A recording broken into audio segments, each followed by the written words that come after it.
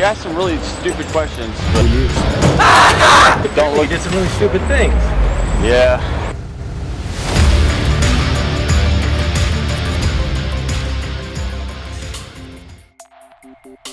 When it comes to solar, the future is bright, especially in North Carolina.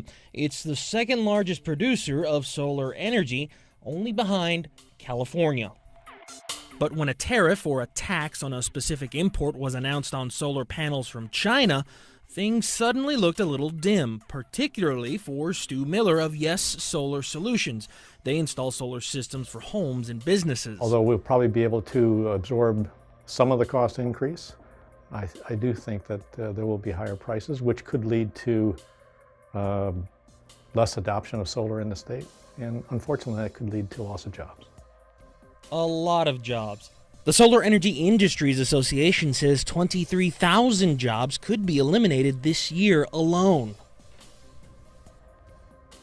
Yeah, that's a lot. Yeah, but could that happen? Well, we'll get to that in a bit. Now, what doesn't make sense to some is why. Solar has made about 260,000 jobs in the United States since solar became a viable thing. It's a $29 billion industry. Solar has proven to lower electricity costs for everybody, and particularly here in North Carolina. So the whole impact could be that we feel higher electricity prices here in North Carolina. And if there's a 5% decrease or a 10% decrease, we're talking a lot of jobs. The Trump administration says China is making way more solar panels than the United States. About 80% more, give or take. So, in an effort to boost American solar manufacturing, the tariff was placed. Is it a good idea? Well, we asked an economics professor from NC State.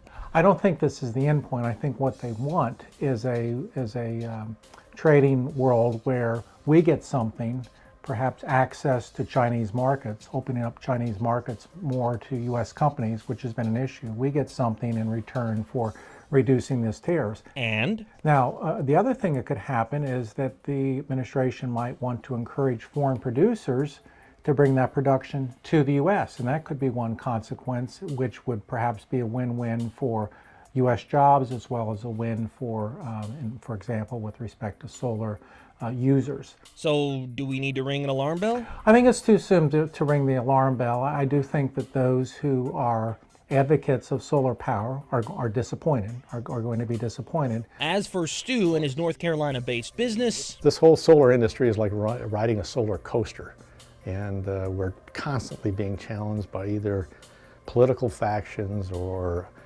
fossil fuel industry groups. It's just one barrier after another. It's just another day at the office.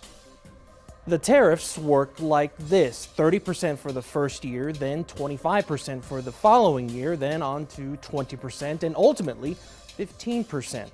And like most videos on social media, let us know what you think in the comments below. For ABC 11 Eyewitness News, I'm Gary Cooper.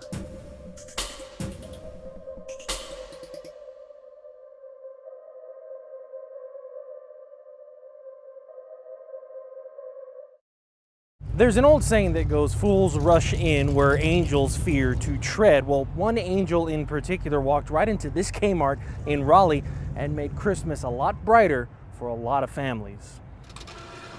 As expensive as the holidays can be, Erica Perry is mindful of her budget for her two kids, Xavier and Tatiana.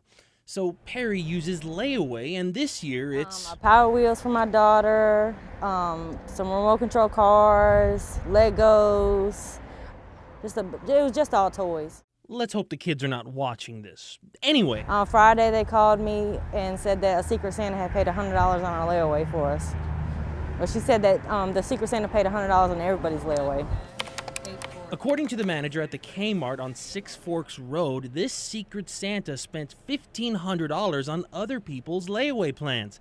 It gets better. No kid should wake up Christmas morning and not have at least one gift under the tree. So every year around this time, we have angels that come in and they pay on people's layaways. Angel is another way of putting it, and still it gets even better. The generosity this year has definitely been bigger than other years, in previous years. However, the one stipulation is for layaways that these angels pay out, it has to be kids' toys and kids' clothes. Fair enough. Still, a stranger spending $1,500 on toys for kids is one way to spread hope to infinity and beyond. Or this is the good news story you've been looking for. And while we may let it go and soon forget, Erica Perry certainly will not. It helped us a whole lot. We really appreciate it. Thank you for paying on that $100 on our layaway. We really, really appreciate it. Now, regardless of what you may believe in or not believe in, maybe after watching this, you might think that there really are angels who walk among us. In Raleigh, Gary Cooper, ABC 11, Eyewitness News.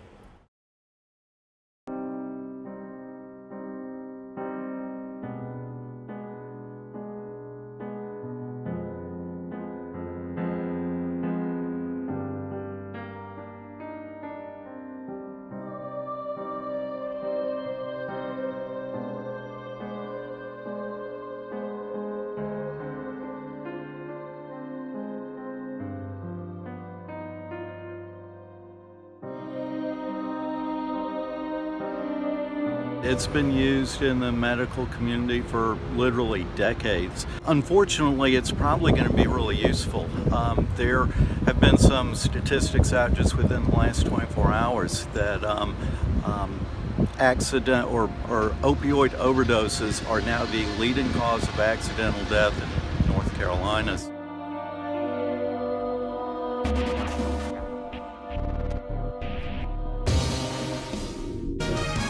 See what's happening this instant. ABC 11 Eyewitness News starts right now. Right now at 6, we are tracking record-breaking heat on this Mother's Day. Good evening, I'm Gary Cooper. Now, a cool down is on the way. However, meteorologist Brittany Bell is here now with more. And congrats to all of them. Up next, a popular spot in the mountains will be closed starting tomorrow. We'll show you why. But as we head to break, a live look at the Raleigh skyline. Today, Texas Governor Greg Abbott attended a church service to honor the 10 victims. This comes just hours before a funeral service was held for one of the students killed.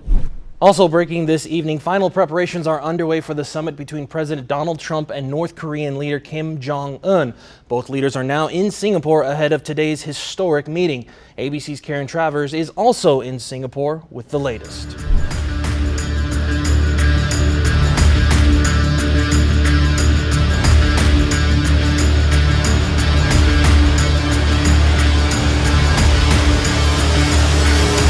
This is not even ethical journalism. How can you even call yourself a journalist? You're just putting your camera in faces, trying to make people mad.